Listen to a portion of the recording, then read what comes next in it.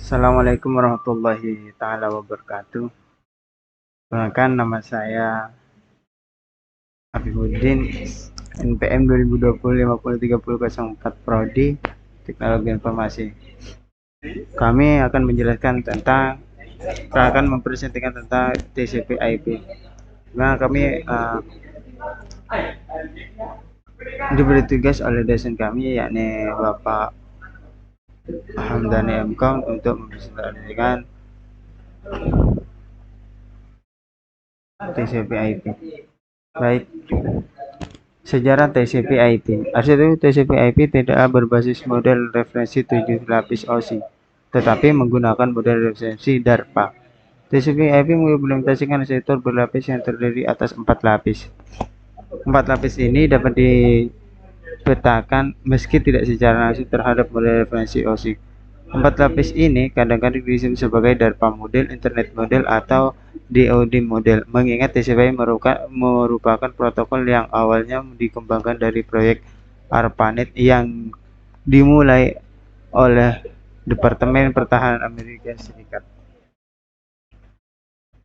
Pengertian dan fungsi TCP/IP. TCP/IP adalah singkatan dari Transmission Control Protocol atau Internet Protocol, berfungsi menerima pesanan internet dengan panjang sembarang dan membaginya ke dalam bagian-bagian berukuran 64 KB.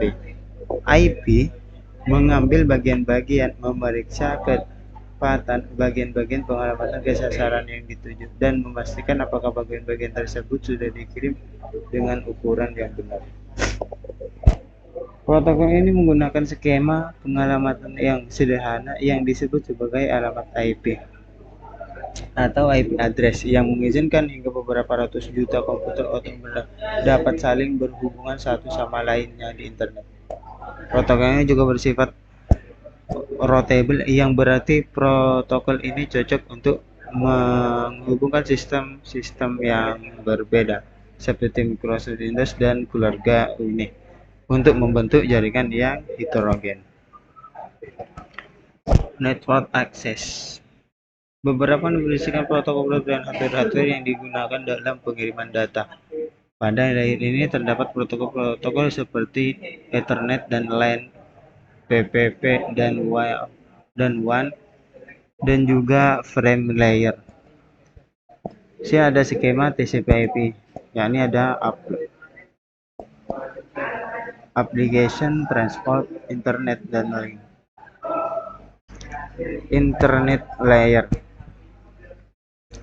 menentukan format lain dan protokol resmi yang disebut IP, mengirimkan paket-paket IP yang masih tujuan paket tersebut atau routing paket. Protokol Internet Control Basic Protocol atau yang disebut dengan ICMP, Address Resolution Protocol atau ARMP, Reverse Address Resolution Protocol atau yang disebut dengan RERP, Internet Protocol atau yang disebut dengan IP. Transport Control Protocol untuk memecah data menjadi paket-paket yang menuju ke internet layer. User datagram protokol yang tidak bisa diandalkan bagi aplikasi-aplikasi yang tidak menggunakan fungsi TCP. Application model TCP/IP tidak memiliki session layer dan presentation layer. Layer ini terdapat di puncak model TCP/IP. Protokol dalam layer ini seperti Telnet, SMTP, DNS, HTTP, dan HTTPS. TCP/IP versus OSI. OSI layer memiliki 7 buah layer dan TCP/IP hanya memiliki 4 layer. Itu yang pertama. Yang kedua, TCP/IP layer merupakan protokol spesifik, sedangkan OSI layer adalah protokol independen. Layer yang ketiga, layer teratas pada OSI layer, yaitu application, presentation, dan session direpresentasikan ke dalam satu lapis layer. TCP/IP yaitu layer. Yang keempat, semua standar yang digunakan Jaringan TCP/IP dapat diperoleh secara cuma-cuma dari berbagai komputer di internet, tidak perlu OSI. Yang kelima, penerbangan ISO atau OSI tersendat tidak seperti TCP/IP.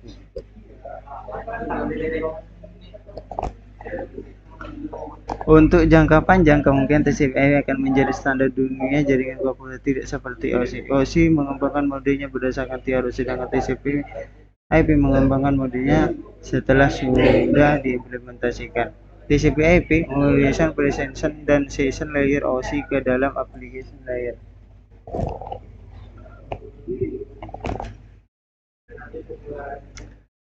TCP/IP mengombinasikan data link dan physical layer OSI ke dalam satu layer. TCP/IP lebih sederhana dengan 4 layer. TCP/IP lebih kredibel karena protokolnya. Tidak ada network dibangun dengan protokol OSI, walaupun setiap orang menggunakan model OSI untuk memandu pikiran mereka.